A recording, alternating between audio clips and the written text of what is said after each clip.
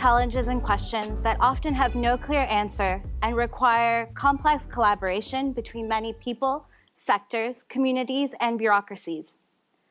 In doing this work, which is broadly called systems change, I hope to address the root causes of complex global issues to create long-term and sustainable solutions to the lives of people and our planet. I believe that solutions to our most complex problems, climate change, poverty, deforestation, require social change through collective action. This starts with giving people the opportunity to tell their own story, to authentically listen to each other, and to create new stories together. This starts with each of us becoming artists of social change. I was 5 when my family came to Canada from Bangladesh, and I became interested in encouraging people around me to take action on global issues. My teachers taught me that in order to make a change on these big issues, I needed to learn to talk to people around. So I did what any overly enthusiastic immigrant kid does. I started an environment club. Our first community campaign was around water conservation. We set up booths at the YMCA, the mall, at a busy park to tell people to turn off their taps and protect our river from pollution. They made pledges and added their blue thumbprints to a big banner. And after months of campaigning, we brought that banner, now full of more than 2,000 signatures, to display at a conference on issues on the St. Lawrence River. I was so proud of that banner. It was the first time I created art that served as a collective reminder of our collective responsibilities. It became a symbol of people and conversations. Now, when you hear art, you might think less of a kid's banner and more of named artists and commissioned pieces at a museum. But I learned at a young age that being a member of a community is a lot like being an artist. Art allowed us, even as very young kids, to help tell a shared story.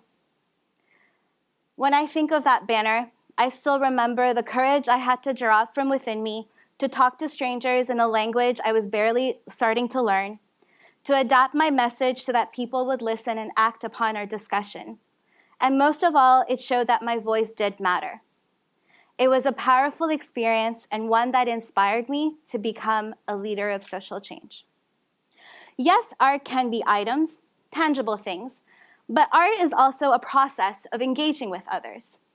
And the arts are particularly well placed to support design processes as they expose us to new ideas, stories, and ways of looking at the world. And in doing so, they elicit emotional, social, and political responses.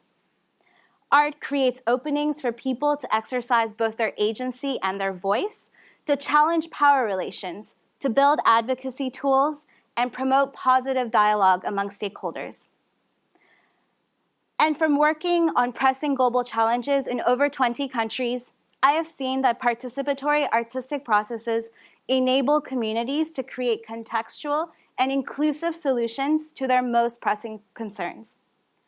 Engagement through these processes does build awareness, but it also creates empathy, supports co-creation, builds confidence and bonds among stakeholders, and most importantly, produces culturally relevant and systemic solutions.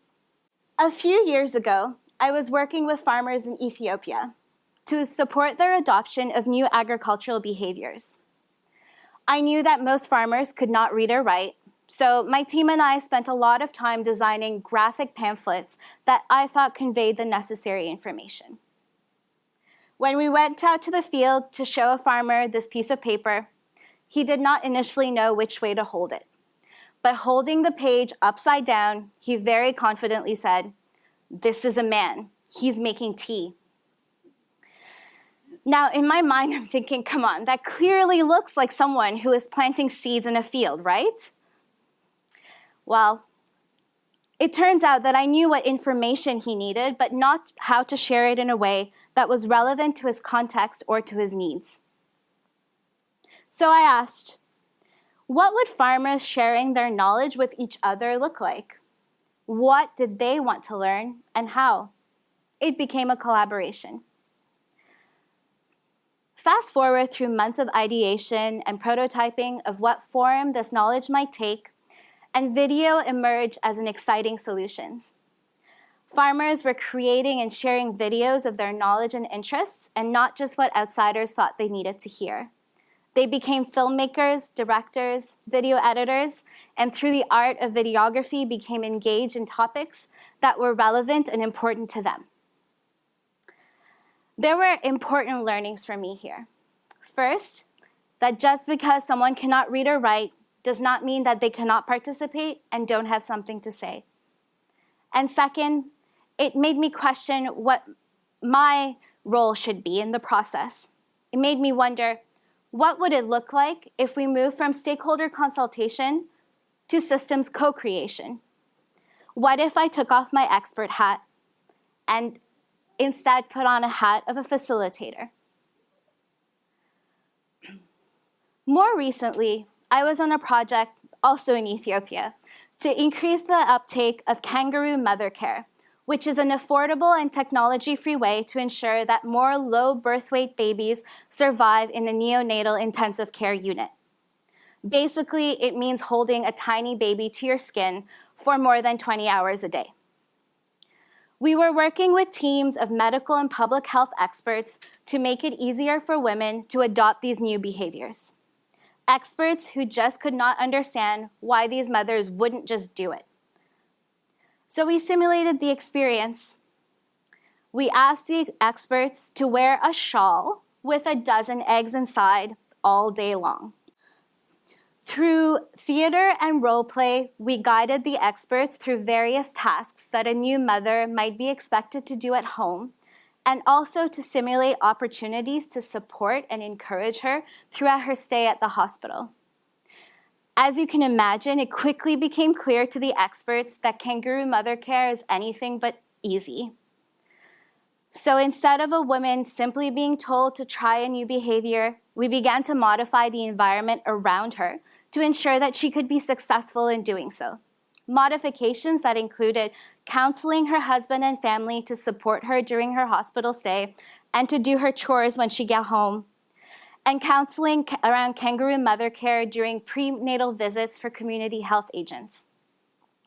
This all helped create an enabling environment that meant that more babies could survive. Solutions that were systemic. They required various stakeholders, from doctors and nurses to family members and hospital administrators, even hospital security guards, to take action through empathy rather than just the simplistic idea that women should just do what they're told. In this case, artistic processes help to expose existing power dynamics and connections among the participants and other entities in the system, while also reframing relationships through inclusive conversations and collaborative decision-making. And much of the solutions that emerged came down to an empathy that could only come out from acting out a scenario, really doing the thing, and showing the experts that theories don't work in the real world without emotion and compassion. Recently, a survey undertaken in Singapore seemed to suggest that when ranking professions, artists were the least useful. At the same time, agencies like the World Economic Forum are reporting that artists and creatives are essential in building the world for the fourth industrial revolution. There's a serious disconnect between the crucial role that artists play in our societies. Artists play an essential role in helping us reimagine our collective past, present, and futures. Yet we have managed to remove art, creativity, and artistic processes from our education and how we engage on important civic issues together. Using artistic or creative techniques at work or business is seen to be not very serious. And we are adverse to using emotion at work and when solving serious issues. However, this is contrary to the latest research from neuroscience and behavioral economics that has well proven the limits of rational thinking on decision making, while demonstrating and showing how triggering emotion and involving individuals in the change process is much more likely to result in sustained changes to their behavior. As individuals participate in creative and collective processes, they are much more likely to adopt healthy behaviors individually and as a community, and thus improve their health and the health of their families. Sometimes, actually very often, it's not very clear for people why I call this type of work art. The answer is that this kind of art, called socially engaged or participatory art, lies within the people who take part in it, the actions they take, and the change they create. Instead of just portraying or reflecting the power structures around us, socially engaged art addresses those structures directly. In processes where artists become involved as leaders of change, people are more likely to feel an emotional connection and to take continued action on issues that they care about deeply. I think of this group of artists in Rajasthan, India, who perform multidisciplinary shows to raise awareness around the importance of hand washing with soap through entertaining but powerful skits and songs. You may not find much remarkable here, but the truth is that women performing on stage is very rare in rural settings all around the world. And seeing this young woman performing may inspire others in the audience to find the courage to use their voice, and it further normalizes the idea that women can be creative, that they can take center stage, quite literally, in a cultural setting where they are often excluded. Socially engaged art practices create interactive spaces and invaluable opportunities to reimagine social norms that we use to explore and design systems change processes. And artists, as social change leaders already embedded in their communities, are uniquely positioned to inspire, activate, and sustain new behaviors. Governments and institutions that involve communities through artistic and participatory practices embolden people to become changemakers. We must create opportunities for people to be part of processes that allow them to openly and authentically share their stories, while collectively developing our imagination muscles as a society. We need artist leaders from diverse backgrounds and with a variety of life experiences who can shape the narratives we tell and help us reshape our communities through radical imagination. So, whether attending a music concert with friends, reading a book written by an author from another country at your book club, or even doing improv at your next team meeting, there are countless opportunities and moments to feel deeply and to connect with those around you, to transcend barriers, and simply to create together. Look for opportunities to integrate artistic and creative ways to explore and think of problems and solutions.